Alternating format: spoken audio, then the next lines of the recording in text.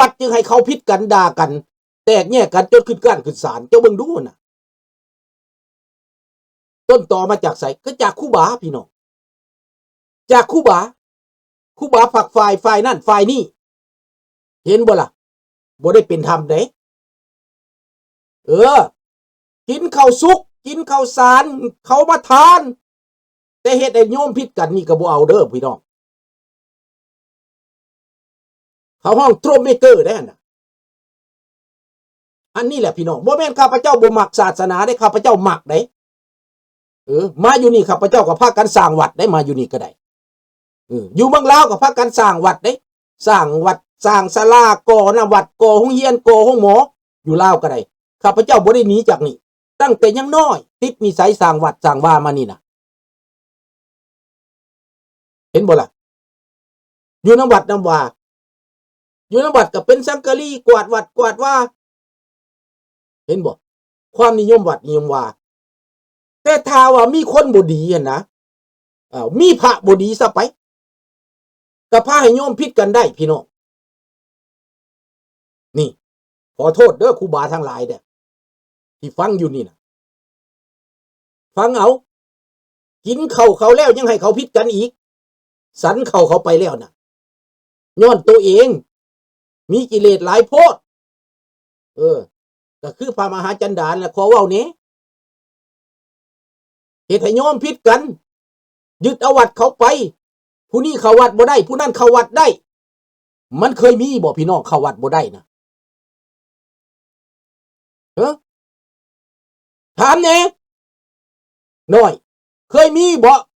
ผู้นี้เข้าวัดได้ผู้นั้นเข้าวัดบ่ได้เงินเขาไปทานนะเจ้าเป็นผู้ตัวเขานะเขาห้องว่าตัวได้อันนั้นไหนเจ้าเป็นอินฟลูเอนเซอร์นี่เจ้าตัวเขาไหนเจ้าเทศว่าสิได้บุญน่ะเจ้าตัวเขาได้บุญจริงหรือบ่เจ้ามีอันยั่งยืนบ่เขาได้บุญจริงหรือบ่ถามแน่สิได้ขึ้นสวรรค์น่ะเจ้ามีหลักฐานวะตัวเขาว่าเขาสิได้ขึ้นสวรรค์คาถาให้เจ้าแล้วนะเจ้าต้องซื่อสัตย์เด้เจ้าต้องซื่อสัตย์เด้ถ้าเขาเอาคักเขาไปเบิ่งใบบวชบ่มีหนังสือบ่ถูกต้องเจ้าก็ติดคุกเหมือนกันเด้แม่นบ่ล่ะแม่นแล้วอยู่เมืองลาวพระมีปืนแล้วเป็นหยังเขาส่งมานอกนี่เขาสิบ่มีการเมือง 1,000% พี่น้องพระที่มาอยู่นอกนี่มีการเมืองแต่แล้วแต่ว่ามันจะแปลนหรือบ่แปลนเท่านั้นตามข้อสังเกตของข้าพเจ้านี้คันผู้ใดฉลาดก็มีหลับลมคมในมีอิดมีเอี่ยวมีเบี้ยวมีซองคันผู้ใดฉลาดคันผู้ใดบ่ฉลาดกับแดงแจ๋คือพระปัจจันดานั่นแหละคันผู้ใดบ่ฉลาดก็คืออันยะพอสวัสดิ์เมืองฝรั่งเศสนั่นแหละแดงแจ๋โลดได้ใบประกาศได้ใบย่องย่อโลดคือพระบางองค์บางนั่นแหละแดงแจ๋เลยพี่น้องเห็นจะเลยแหละคันพระบางคนบางองค์ฉลาดกับบายเบียงบกเฮ็ดคือว่าบ่มีส่วนแต่มีส่วนนะเอาสำนี้ก็พอพี่น้องดังนั้นให้มีตาให้มื่นหูมื่นตาเบิ่งความจริงสังเกตเบิ่งจริงนั่นล่ะก็แม่นหั่นแล้วบอกให้โยมถือศีลหาแต่เป็นพระมุสา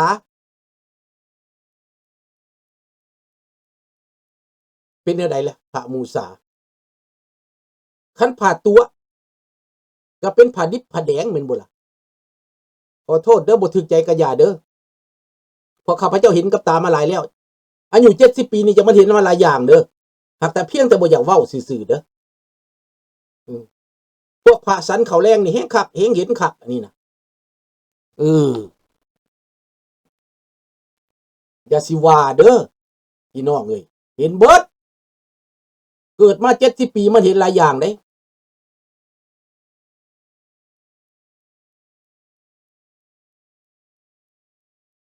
นั่นแหละ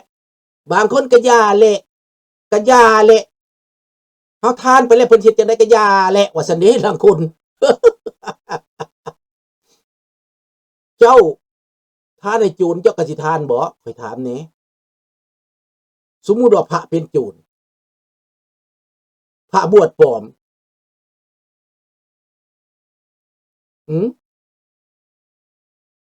เข้าใจบ่แหละเว้านี่นะข้าพเจ้าจึงบอกว่าส่งเสริมให้พระมีศีล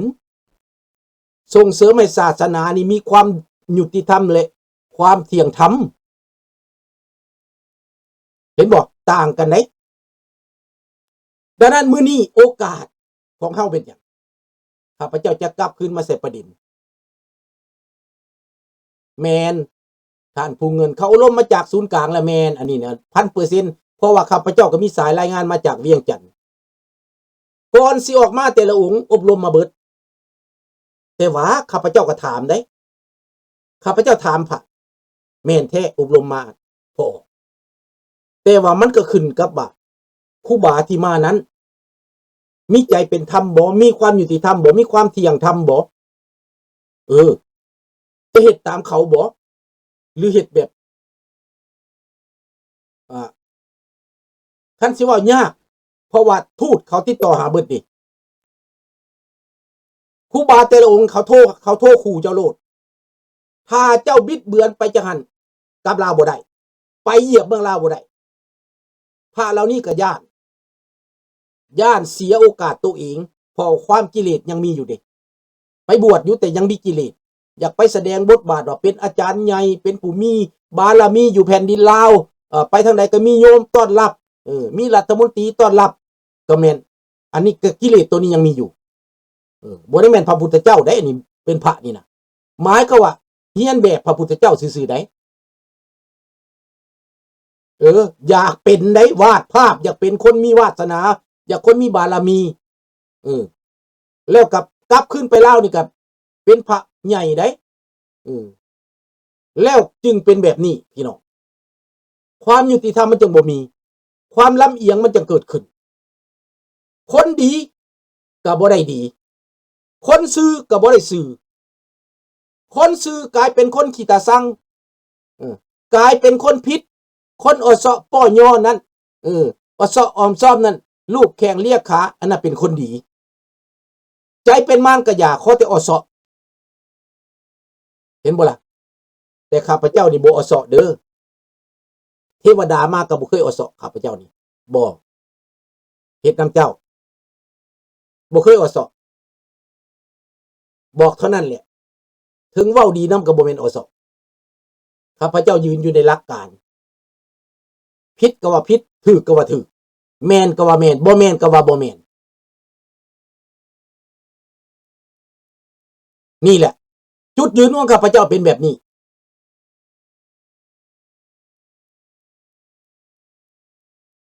คนลาว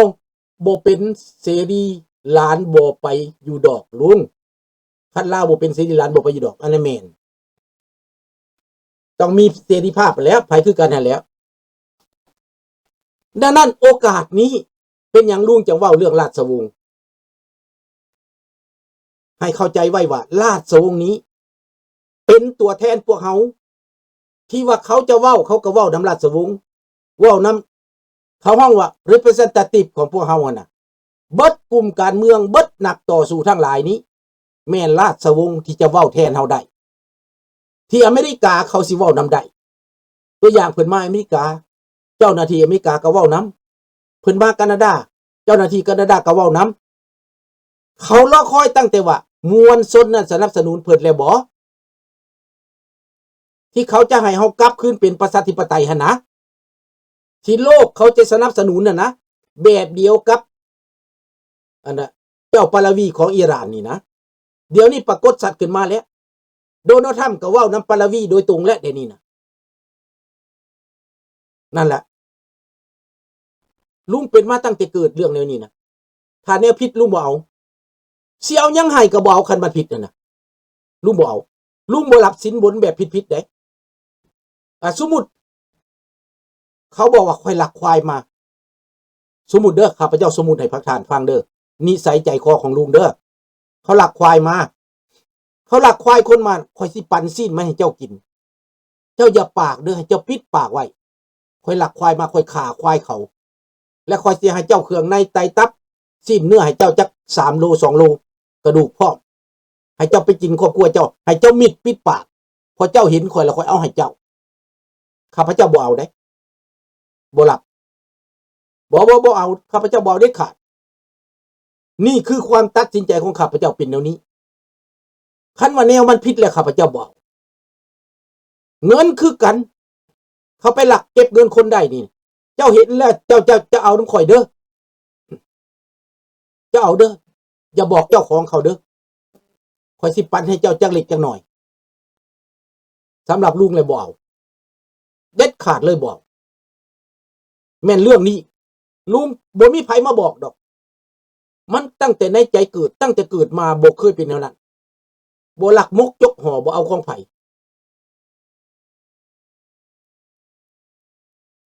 นี่ดังนั้นพี่น้องราชวงศ์เป็นจุดรวมของคนลาวเป็นบรรพบุรุษเป็นผู้ที่โลกหับหู้เฮาจะมายกตัวให้แทนกับราชวงศ์ใดบ่ได้คนลาวปัจจุบันนี้มีภายในที่ว่าจะสามารถมีบทบาทสำนั้นบ่เฮ็ดหยังก็ตามนั่งอยู่ซื่อๆนี่ก็บ่ซ้ำเพิ่นน่ะเห็นบ่ล่ะคันว่าเผ็ดตกขี้ตมเอามาล้างก็ยังเป็นเผ็ดอยู่คันว่าเสื้อเจ้าตกต่ำยกขึ้นมาก็ยังเป็นเจ้าอยู่พี่น้องให้เบิ่งเจ้าสิหนุแม่ไล่นี้ไปอยู่เพียงย่างเป็นหลาย10 ปีพี่น้องเจ้าสิฮาร์โมนีนี้มาอยู่ฝรั่งเศสเป็นหลาย10 ปีกลับคืนมาอยู่เขมรเชิญกลับคืนก็ยังเป็นเจ้าได้คือเก่ายังมีจีนนับถือยังมีประเทศอื่นนับถือยังมีโลกนับถืออยู่เอาไหมเห็นบอกประเทศจีนใหญ่สำไหนก็ยังเชิญเจ้าสิฮาร์โมนีไปเยี่ยมยามประเทศจีนคันว่าเขมรก็ได้เห็นบ่ละเจ้าเบิ่งเอาไหมประเทศไทยก็เช่นกันไปไสคนก็ยังนับถืออยู่เจ้าสิมักเจ้าสิบ่มักเรื่องของเจ้าแต่ว่าโลกยังนับถืออยู่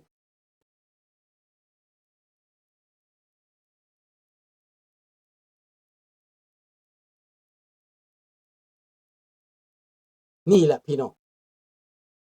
ดังนั้นปัจจุบันนี้ความจำเป็นของพวกเราต้องมีผู้นำ leadership ทางวิญญาณ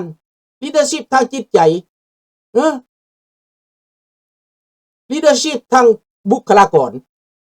ก็เห็นแล้วดิราชวงศ์2 องค์ผู้น้องซ้ายก็แม่นเจ้าทายาสว่างผู้อ้ายก็สุริวงศ์สว่าง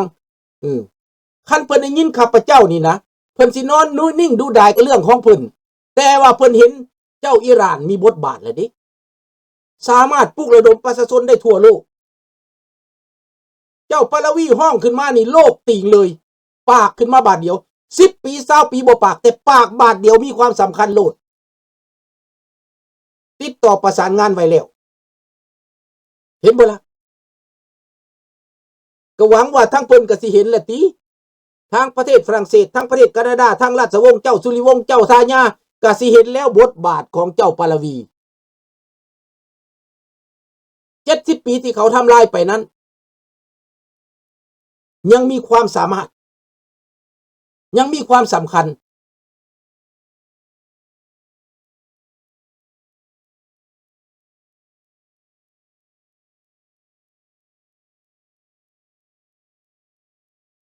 นี่แหละพี่น้องดังนั้นมันแม่นว่าแม่นคนแม่นความนับถือแม่นความเข้าใจบ่จำเป็นว่าโอ้คนใกล้ชิดเฮาบ่จำเป็นโอ้พี่น้องเฮาบ่แม่นข้าพเจ้ากับหลวงพระบางนี่ก็ไกลกันได้พี่น้องไล่เสื้อบ่ถึงกันแต่เป็นหยังข้าพเจ้าเห็นความสำคัญว่าลูกพระเจ้าแผ่นดินหลานพระเจ้าแผ่นดินมีบทบาทสำคัญกว่าเฮาข้าพเจ้ามองเห็นได้ตั้งแต่เกิดมาเฮานี่สิไปยกฐานะให้ซ้ำเพิ่นบ่ได้ดอกถึงเพิ่นบ่ห่างบ่มีแต่ว่าฐานะทางคุณธรรมนี่นะฐานะทางเสื้อซ่าสตระกูลนี่สู้บ่ได้ทางดิปโลมาซีก็สู้เพิ่นบ่ได้เอ้าเชิญเท่าสีมาแคนาดานี่รัฐบาลแคนาดาสิไปหับบ่